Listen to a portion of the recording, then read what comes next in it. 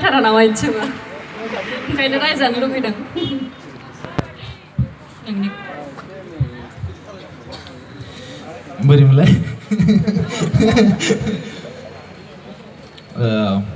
लावगि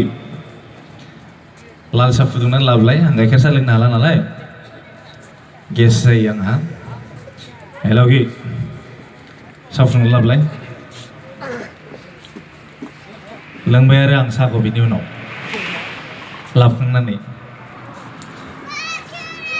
बोरैमोनलाय ओमफ्राय थोद साहाया गोथाव जायाखै लोंनाया